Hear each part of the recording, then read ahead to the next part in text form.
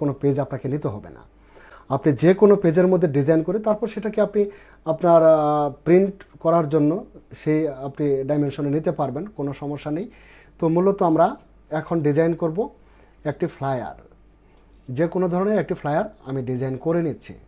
তো প্রথমেই আমি একটি পেজ নিয়ে নিচ্ছি, নিউ একটি আর্টবোর্ড নিব। আমি শর্টকাটে নিয়ে নিচ্ছি কিবোর্ড থেকে কন্ট্রোল অ্যান্ড বাটন প্রেস করে।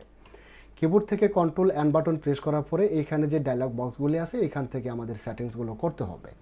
তো এই সেটিংসগুলোর মধ্যে আপনি দেখতে পাচ্ছেন এইখানে আমার A4 সাইজের একটি পেজের হোয়াইট হাইট নেওয়া আছে, A4 সাইজের একটি পেজের হোয়াইট হাইট নেওয়া আছে। আর এইখানে আমরা দেখতে পাচ্ছি যে ব্লিড, আমার ব্লিড এরিয়াও একটা ব্লিড এরিয়া দেওয়া আছে এখানে 0.125। তো 0.125 একটা ব্লিড এরিয়া। ব্লিড এরিয়াটা কি এই বিষয়টা আমি আপনাদের একটু পরেই ক্লিয়ার করে দিচ্ছি। তো আমার ব্লিড এরিয়া দেওয়া আছে 0.125।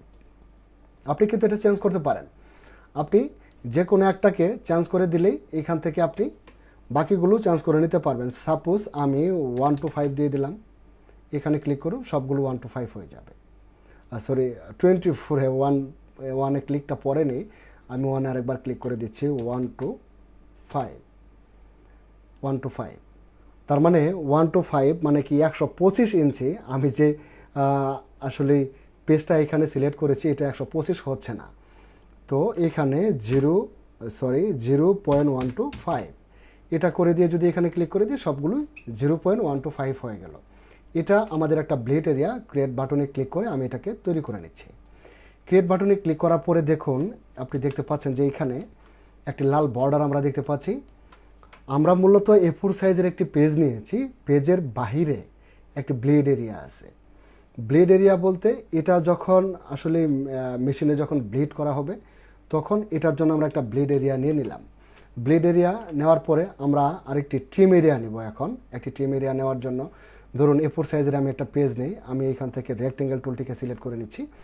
আমি টুল প্যানেল থেকে রেক্টেঙ্গেল টুলটিকে নিয়ে আমি A4 সাইজের একটি পেজ আমি এখানে এভাবে ড্রয়িং করতে পারি, সমস্যা নেই।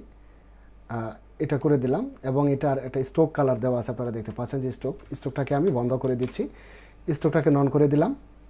দেওয়ার পরে এখন আমরা এটার মধ্যে একটি ট্রিম এরিয়া তৈরি করব। তো ট্রিম এরিয়া তৈরি করার জন্য আমরা এখান থেকে যাব মেনুবারের অবজেক্টে যাব।